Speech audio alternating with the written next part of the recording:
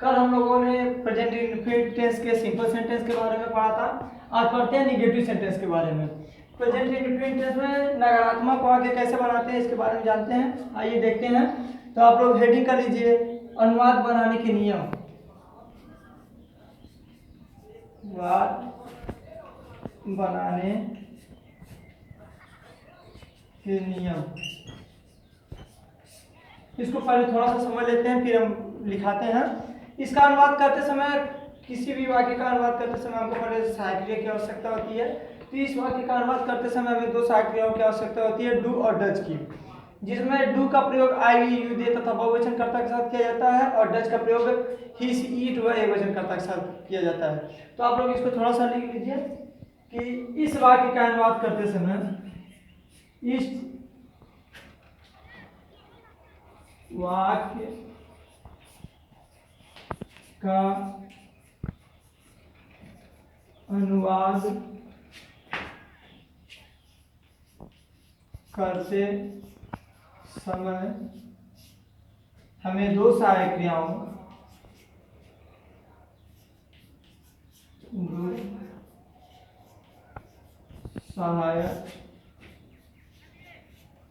क्रियाओं ब्रैकेट में लिख लीजिए डू और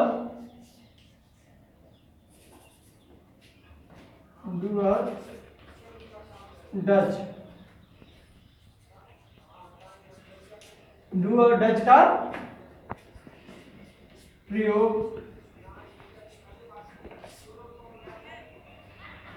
करना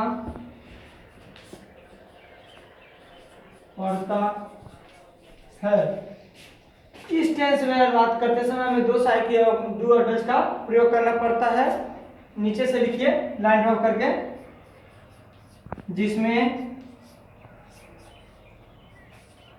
डू का प्रयोग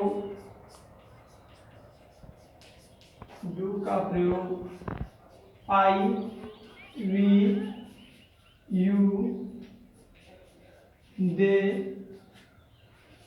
एंड प्लूरल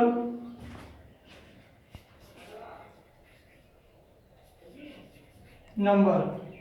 जिसमें डू का प्रयोग आई, वी, यू, दे तथा बहुवचन कर्ता के साथ, प्लूरल नंबर कर्ता के साथ, और डज का प्रयोग ही, सी,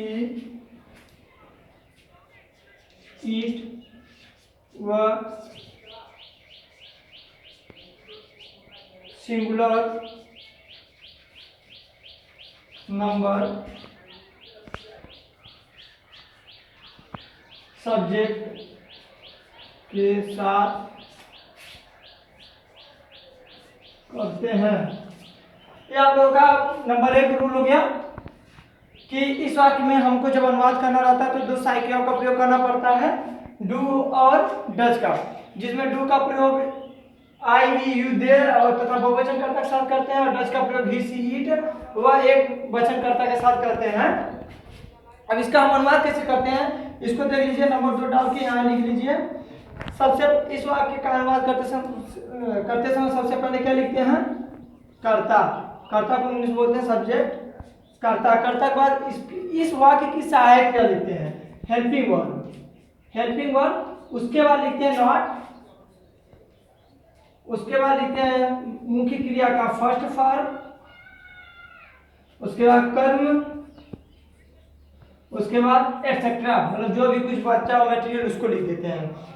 ये इसमें अब आप लोगों को समझ में आ गया होगा कि इस वाक्य में अगर हमको अनुवाद सिंपल में तो हम सहायक क्रिया का प्रयोग नहीं करते थे, लेकिन निगेटिव जब बनाते हैं तो हमको सहायक क्रियाओं की आवश्यकता होती है, जिसमें दो सहायक क्रियाओं का प्रयोग किया जाता है, डू और डज का। जिसमें डू का प्रयोग आई, वी, यू, दे तथा बहुवचन कर्ता के साथ और डज का प्रयोग ही, सी, ईट व एक वचन कर्ता के साथ किया जाता है। इतना आप लोग नोट कर लीजिए। पहले आप लोग नोट करके लिख लीजिए। लिखिए, जब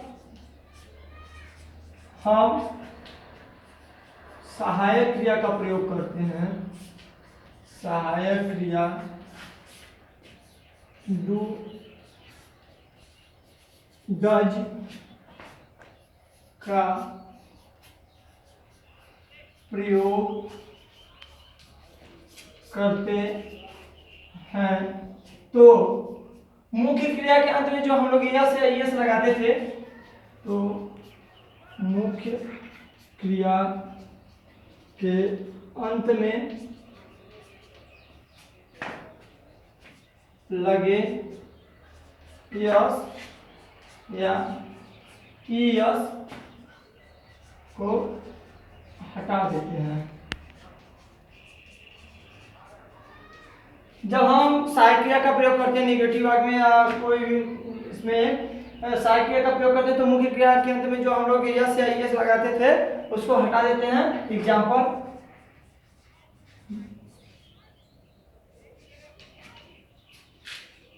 राम घर नहीं जाता है। राम घर नहीं जाता है, तो इसका अनुवाद बनाते समय हमको सबसे पहले क्या लिखनी होती है? कर्ता। तो कर्ता हमारा क्या है? घर जाने का काम कौन कर रहा है? राम। तो हमारा सब्जेक्ट क्या जाएगा? राम। राम। कर्ता के बाद हमको क्या लिखना रहता है? सहायक क्रिया। तो हमारा कर्ता एक वचन का है कि बहुवचन का, इसको हम देखते हैं। तो यहाँ पे राम अकेले ही घर जाने का काम कर रहा है, तो यहाँ पे एक वचन हो जाएगा। तो इसके साथ सहायक क्रिया कौन सी लगेगी? डज। डज। सहायक क्रिया के बाद क्या लिखते हैं? नॉट। गुड। उसके बाद मुख्य क्रिया का फर्स्ट फॉर्म, गो टू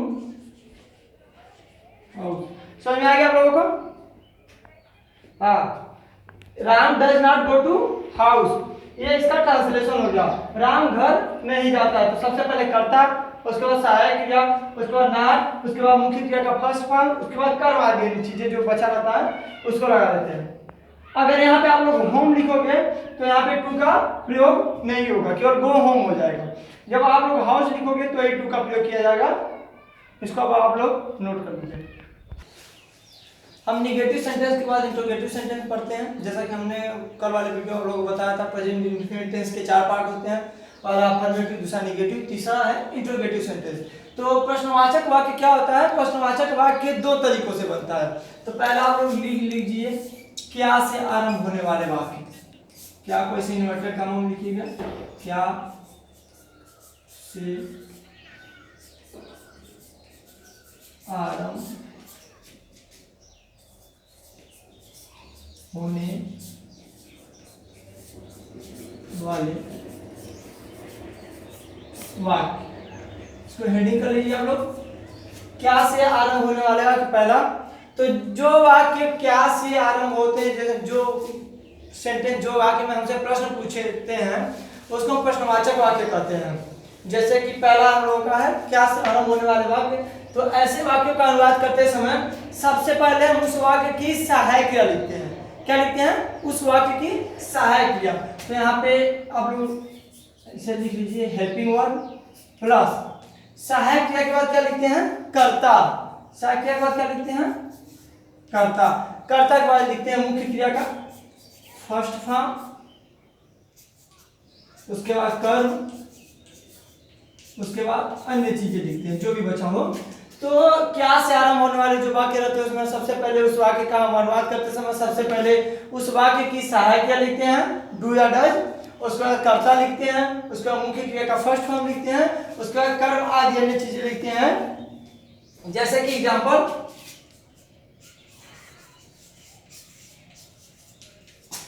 क्या वे अपनी पुस्तक पढ़ते हैं। अब यहाँ पे आप लोग पूर्ण विराम का चिन्ह मत लगाएगा, बल्कि क्वेश्चन मार्क का चिन्ह लगेगा।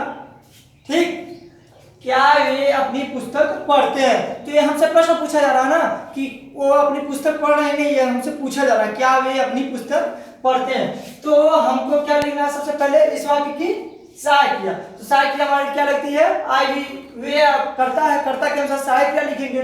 तो हमारी कर्ता क्या है, पुस्तकों पढ़ा है, वे मतलब बहुत सारे लोग हैं पढ़ रहे हैं, तो वे किस पे निकलती है, दे। तो दे के साथ कौन सी सहायक क्रिया लगती है, डू, तो हो जाएगा डू। उसके बाद कर्ता दे, और क्या करते हैं, वे क्या करते हैं, पढ़ते हैं, क्या, रीड। अब वे के साथ अपनी की अंग्रेजी होती है देयर, दे के साथ होता है देयर, और क्या पढ़ते हैं, यहाँ पे फुल स्टॉप नहीं बल्कि क्वेश्चन मार्क लगेगा। फुल स्टॉप लगाओगे तो आपका सेंटेंस गलत हो जाएगा। ये आप लोगों को समझ में आ गया। हाँ, तो सबसे पहले क्या लिखेंगे, सहायक क्रिया, उसके बाद कर्ता, उसका मुख्य क्रिया का फर्स्ट फॉर्म, उसके बाद कर्म आदि अन्य चीजें जो रहती है उसको लिख देते हैं, ये हो गया। और दूसरा इसमें होता है, हेडिंग कीजिए, प्रश्नवाचक शब्द को वाक्य के बीच में लिखकर, हेडिंग कर लीजिए। दूसरा तरीका होता है प्रश्नवाचक शब्द को वाक्य के बीच में लिखकर, जैसे क्या, क्यों, कब, कहाँ, कैसे, ये हमारे सेंटेंस के बीच में आया हो तो हम इसका अनुवाद कैसे बनाते हैं, तो उसका अनुवाद बनाते समय सबसे पहले हम प्रश्नवाचक शब्द की अंग्रेजी लिखते हैं, क्वेश्चन वर्ड। उसके बाद सेम जो ये जैसे बनाते हैं वैसे लिख देते हैं, बस क्वेश्चन वर्ड की स्पेलिंग हम क्या करते हैं, सबसे पहले लिखते हैं, उसके बाद हेल्पिंग वर्ब, उसके बाद सब्जेक्ट, उसके बाद मुख्य क्रिया का फर्स्ट फॉर्म, उसके बाद ऑब्जेक्ट, उसके बाद एटसेट्रा, जो भी कर्म आदि चीजें बची हो उसको लिख देते हैं। जब प्रश्नवाचक शब्द क्या, क्यों, कब, कहाँ, कैसे वाक्य के बीच में आया हो और ऐसे वाक्य का हमको ट्रांसलेशन करना हो, तो उस वाक्य का ट्रांसलेशन करते समय हम सबसे पहले प्रश्नवाचक शब्द की अंग्रेजी, उसके बाद उस वाक्य की कर्ता के अनुसार सहायक क्रिया, उसके बाद कर्ता, उसका मुख्य क्रिया का फर्स्ट फॉर्म, उसके बाद कर्म, उसके बाद आदि अन्य चीजें लिखते हैं। एग्जाम्पल,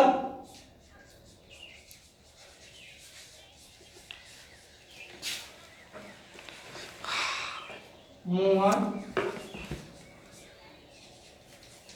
आम क्यों खाता है। ये देखिए हमारे प्रश्न पूछ रहा है ना ट्रांसलेशन में, मोहन आम क्यों खाता है, तो यहाँ पे हमारा क्वेश्चन वर्ड क्या है, क्यों। प्रश्न किसके द्वारा पूछा जा रहा है, क्यों के द्वारा। आम किसके बारे में पूछा जा रहा है, आम कौन खा रहा है, मोहन, तो हमारा सब्जेक्ट क्या आ जाएगा, मोहन।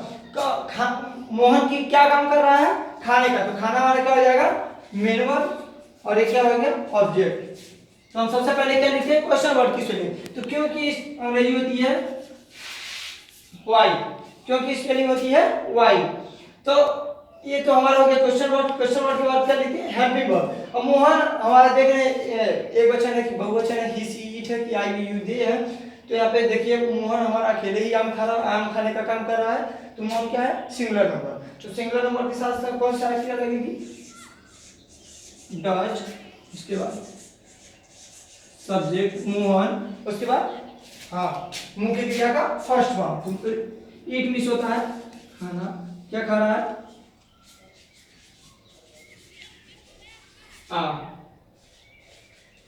ये हो गया। अब आप लोग इसको नोट कर लीजिए।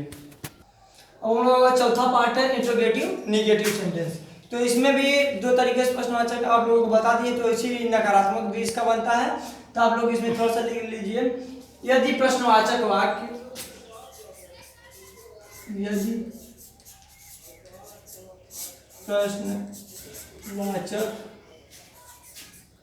प्रश्नवाचक शब्द क्या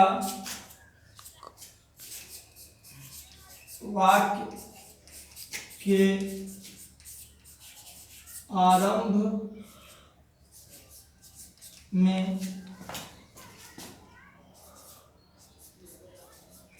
आया हो और उसमें नहीं शब्द भी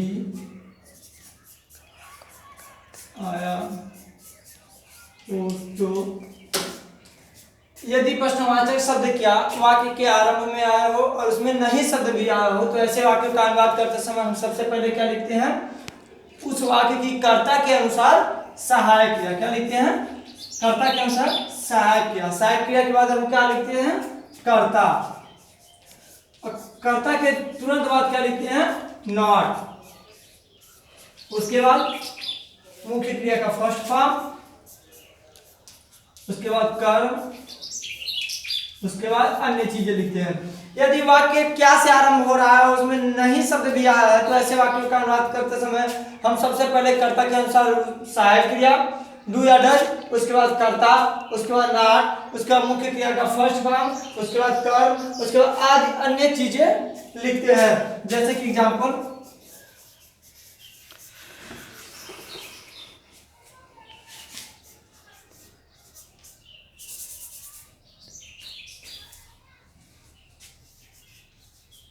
क्या सुरेश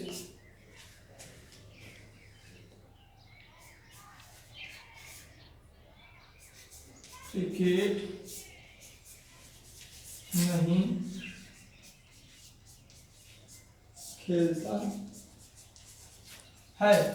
क्या सुरेश क्रिकेट नहीं खेलता है? अब यहाँ देखिए प्रश्नवाचक शब्द क्या वाक्य के आरंभ में भी आया है और इसमें नहीं शब्द भी आया है, तो हमारा कौन सा सेंटेंस हो जाएगा, इंट्रोगेटिव निगेटिव सेंटेंस। कौन सा सेंटेंस हो जाएगा, इंट्रोगेटिव निगेटिव सेंटेंस। हाँ, तो जब ऐसे वाक्य हमारे सामने आ जाए तो इसका अनुवाद हम कैसे करते हैं, सबसे पहले उस वाक्य की कर्ता के अनुसार सहायक क्रिया।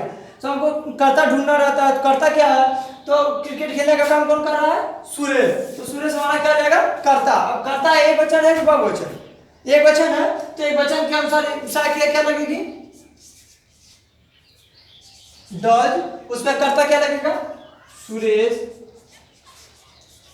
यहाँ पे नॉट, कर्ता का तंत्र क्या लिखते हैं, नॉट। उसके बाद मुख्य क्रिया का फर्स्ट फॉर्म। अब सुरेश क्या नहीं करता है, खेलता है, प्ले मिस होता है, क्या नहीं खेलता है, क्रिकेट। क्या सुरेश क्रिकेट नहीं खेलता है, तो does Suresh not play cricket. ठीक। अब इसका दूसरा होता है, दूसरा होता है कि यदि प्रश्नवाचक शब्द, यदि प्रश्नवाचक शब्द वाक्य के बीच में आया हो, बीच में आया हो और उसमें नहीं शब्द भी आया हो तो ऐसे वाक्य का अनुवाद कैसे करते हैं, यदि प्रश्नवाचक शब्द क्या, क्यों, कब, कहाँ, कैसे वाक्य के बीच में आ गया हो और उसमें नहीं शब्द भी आ गया हो तो ऐसे वाक्य का अनुवाद करते समय सबसे पहले क्या लिखते हैं, क्वेश्चन वर्ड की अंग्रेजी, जो क्वेश्चन वर्ड रहेगा क्या, क्यों, कब, कहाँ, कैसे, उसकी अंग्रेजी। उसके बाद सहायक क्रिया कर्ता के अनुसार, उसके बाद कर्ता, उसके बाद नॉट, हाँ, उसके बाद मुख्य क्रिया का फर्स्ट फॉर्म, उसके बाद कर्म, उसके बाद जो भी मटेरियल बचा लास्ट में निकाल देते हैं उसको। क्या, यदि प्रश्नवाचक शब्द वाक्य के बीच में आया हो और उसमें नहीं शब्द भी आया हो तो ऐसे वाक्य का अनुवाद करते समय सबसे पहले क्या लिखते हैं, प्रश्नवाचक शब्द की अंग्रेजी, उसके बाद सहायक क्रिया, उसके बाद कर्ता, उसके बाद नॉट, उसके बाद मुख्य क्रिया का फर्स्ट फॉर्म, उसके बाद कर्म आदि अन्य चीजें जो भी बचा है उसको लिखते हैं। जैसे कि फॉर एग्जाम्पल,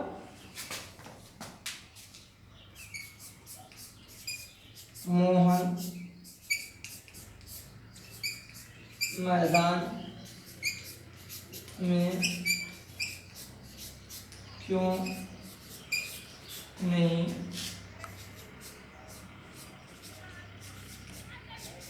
दौड़ता है। मोहन मैदान में क्यों नहीं दौड़ता है। तो यहाँ पे हमारा क्वेश्चन वर्ड भी बीच में आया है क्यों, और नहीं शब्द भी आया है। तो ये हमारा कौन सा सेंटेंस होगा, इंट्रोगेटिव निगेटिव। तो इसका अनुवाद बनाते समय सबसे पहले हम क्या लिखते हैं, क्वेश्चन वर्ड की स्पेलिंग। तो क्वेश्चन वर्ड क्या है, क्यों, क्यों की स्पेलिंग वाई, क्वेश्चन वर्ड की स्पेलिंग वाई। उसके बाद हम देखेंगे कर्ता के अनुसार सहायक क्या लिखना है। तो कर्ता क्या है हमारा, मोहन।